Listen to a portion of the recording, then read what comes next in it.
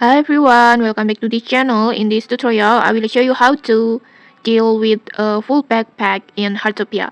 Sometimes our backpack or inventory gets full and it can be really annoying, but don't worry, there's a few easy ways to fix it. First, you can move items that you don't use very often into the warehouse. But before doing this, make sure you are inside your house because the warehouse can only be accessed at home. And then next, just open your backpack and then just long press on the item that you want to place on the warehouse.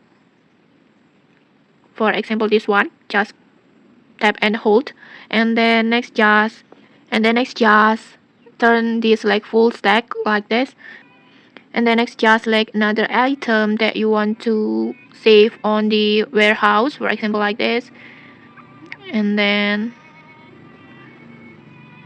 like this, and then when you're done selecting the item, just simply tap on place warehouse like this. And okay, like this, your item already placed on the warehouse like this.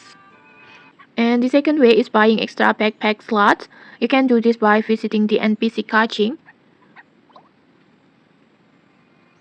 This NPC, just track it and then just go to her locations and then just purchasing additional backpack space, or you can even buy a warehouse space. And okay, maybe that's it.